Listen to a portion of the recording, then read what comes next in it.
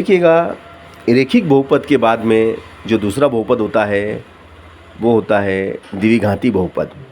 द्विघाती बहुपद है ना। तो द्विघाती बहुपद हम पढ़ेंगे, यानी कि जिस बहुपद की अधिकतम घात 2 होती है उसको हम द्विघाती बहुपद कहते हैं। ठीक है ना। वेरी सिंपल डेफिनेशन है इसकी, परिभाषा भी सरल है। दो घात सेम हो तो एक घात अलग होती है। यस, है ना। हाँ, जैसे कि आप लिखो, मान लो मैंने लिखा x² प्लस 5x प्लस 6, ये एक बहुपद है, ये एक बहुपद है और ये द्विघाती बहुपद है। इसको हम द्विघाती बहुपद बोलेंगे क्योंकि इस बहुपद की अधिकतम घात 2 है।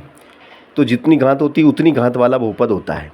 2 घात, सबसे ज़्यादा घात, सबसे बड़ी घात 2 है, इसलिए यह एक द्विघाती बहुपद है।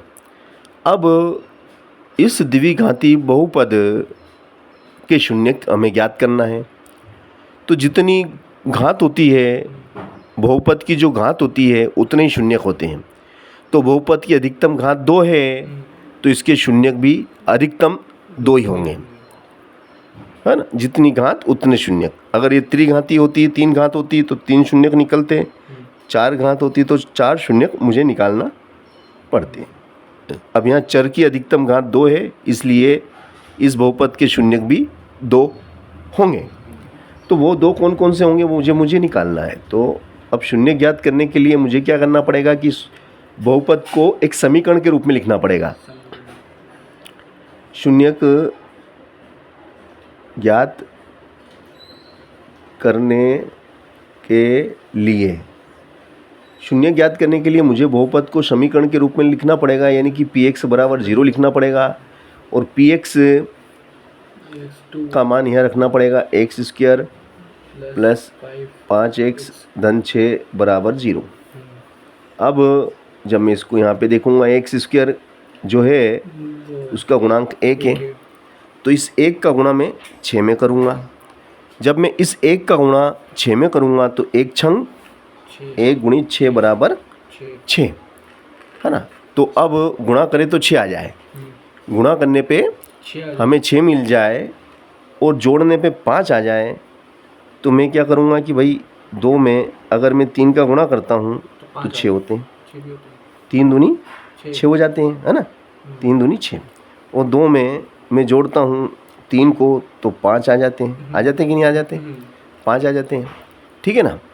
तो अब भैया मुझे चाहिए 5x, तो इसके साथ x लगा दो,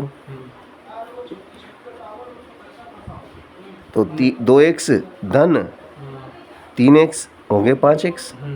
तो ये 5x की जगह ये 2 पद लिख, दोनों इन दोनों को लिख दो, 5x की जगह इसको लिख दो, तो ये हो जाएगा आपका 5x की जगह आ गया 2x धन 3x धन 6 बराबर 0।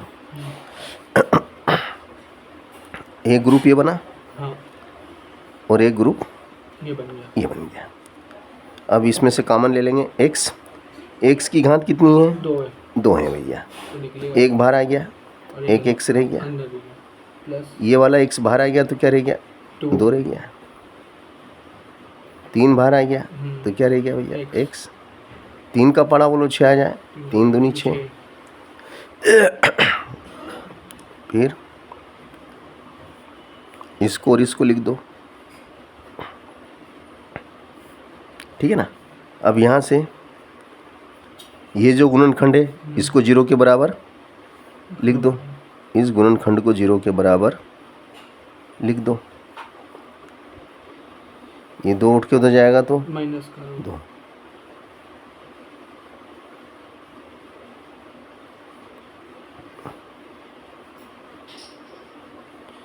तीन उधर गया तो ऋण का 3, ऋण 2, ये उत्तर। थोड़ा सा बड़ा सवाल है ना। दूसरा सवाल,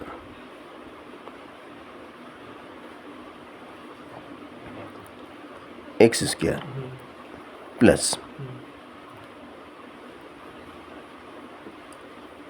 7x धन 10 अब ये भी एक बहुपद है, तो एक्स स्क्वायर का जो गुणांक है वो एक है, इसके आगे जो होता है वो गुणांक होता है। इस एक का गुना 10 में करो, 1 दूना 10, एक धाम 10, तो गुणा करने पे 10 आ जाए, गुणा करें तो कितना आ जाए 10 आ जाए, और जोड़ने पे 7 आ जाए। जोड़ने पे 7 आना चाहिए। ऐसी दो संख्याएं बताओ जिनका आपस में गुणा करें तो 10 आ जाए।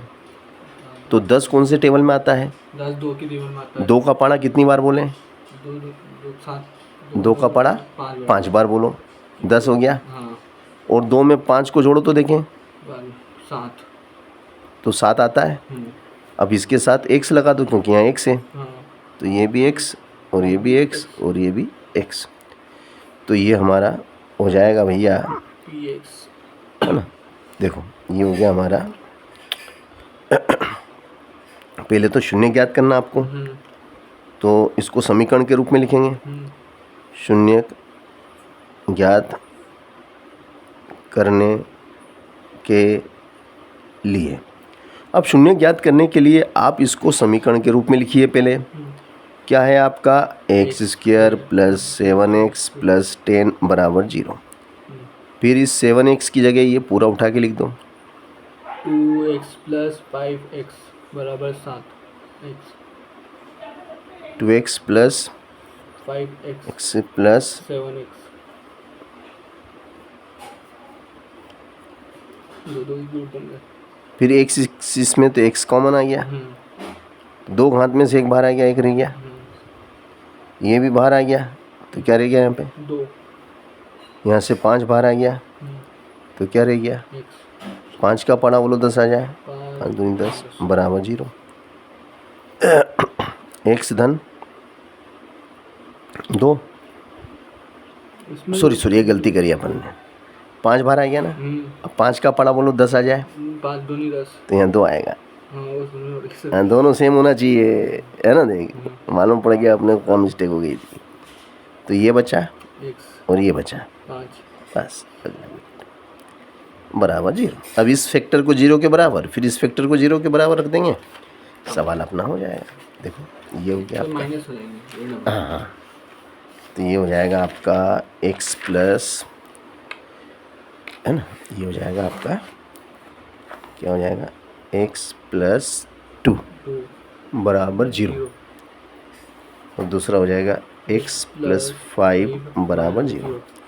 तो ये हो गया x बराबर, 2 उठ के उधर गया तो ऋण का 2, और 5 उठ के उधर गया तो ऋण का 5, और इस प्रकार से आपके शून्यक हुए ऋण के 2 और ऋण 5। ये 2 शून्यक आपके बहुपद के हुए। चलिएगा क्वेश्चन नंबर तीसरा,